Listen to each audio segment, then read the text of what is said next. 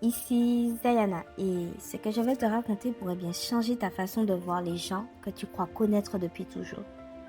J'ai toujours cru que je pouvais faire confiance à tous mes proches. J'avais tort. Ce que j'ai vécu, je ne l'ai compris que trop tard. Voici mon histoire. À l'époque, j'avais 17 ans. Je vivais encore chez mes parents, j'étais lycéenne. J'étais en terminale. J'avais une vie plutôt simple. J'ai un grand frère, il s'appelle Yanis. Il avait 28 ans. Il travaillait déjà, il avait chez lui, il vivait en ville, mais il venait souvent à la maison.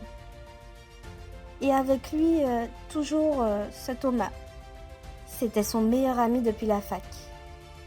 Thomas, je l'ai connu depuis petite.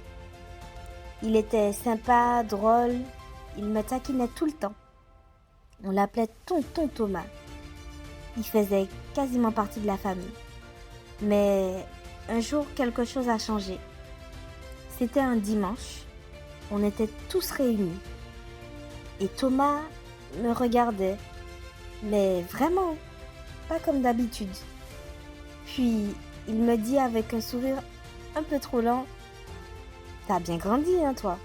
T'es devenue une jolie jeune femme. » Ce jour-là, j'ai senti un frisson, un mélange de gêne et d'excitation. J'ai cru rêver. Peut-être qu'il disait ça sans arrière-pensée, mais ses regards ont commencé à changer. Il m'écrivait en DM, rien de trop direct, juste assez pour créer une ambiguïté. Des « Tu vas bien, princesse ?»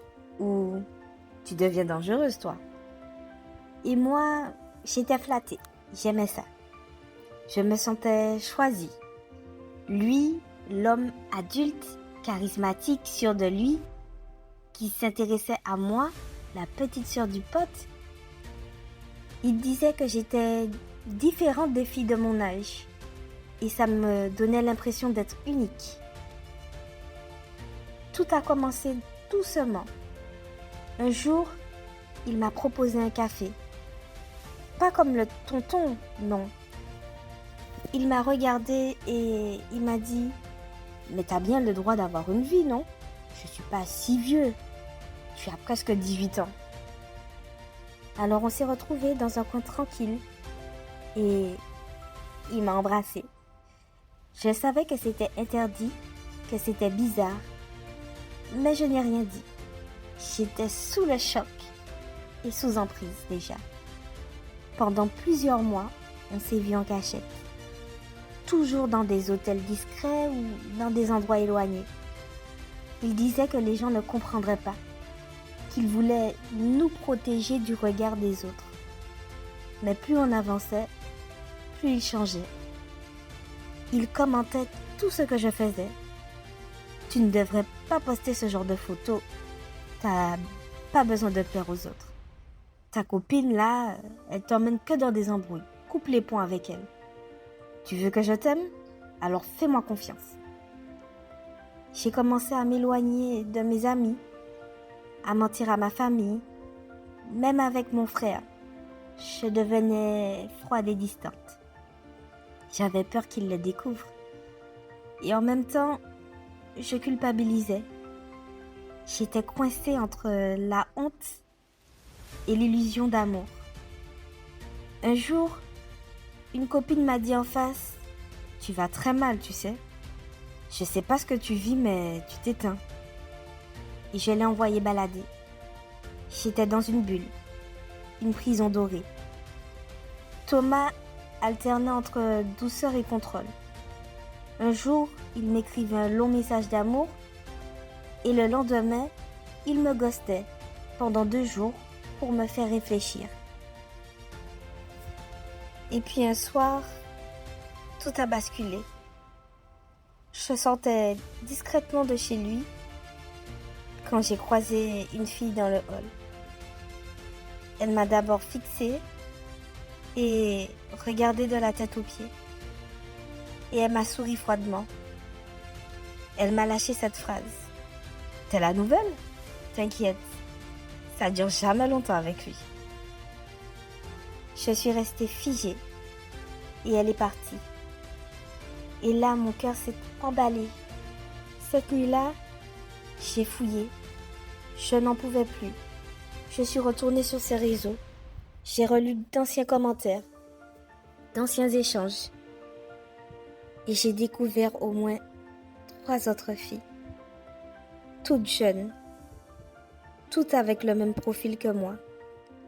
Lycéennes, naïves, perdues. Certaines avaient laissé des messages sous ces photos. Des trucs comme « T'as pas changé » ou « Tu continues encore avec les petites ?» Et j'ai compris. Thomas n'était pas amoureux de moi. Il ne faisait que chasser. Il repérait les plus fragiles, les plus malléables.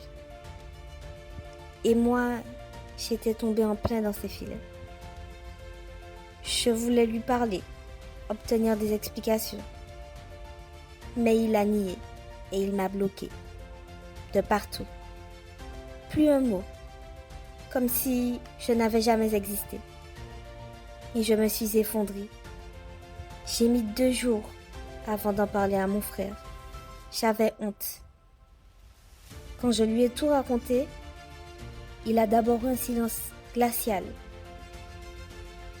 Je ne savais pas trop qu'est-ce qu'il en pensait. Et il a fini par me dire « Je vais le voir. Ne t'occupe pas de ça, je m'en charge. » Je ne sais pas ce qu'ils se sont dit, mais ils ne se sont plus jamais reparlés. J'ai mis des mois à m'en remettre, à recoller les morceaux. J'ai vu une psychologue. J'ai compris ce que j'ai vécu. Ce n'était pas de l'amour, c'était de la manipulation, du contrôle, un abus de confiance.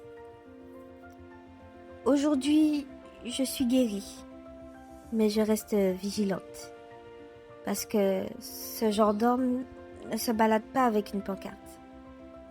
Ils agissent doucement, ils s'infiltrent et ils détruisent tout, sans bruit. Si tu as un doute, si tu sens que quelqu'un te fait du mal, même subtilement, parle. N'attends pas de t'effondrer. Tu n'es pas seul. Et ce que tu ressens est légitime.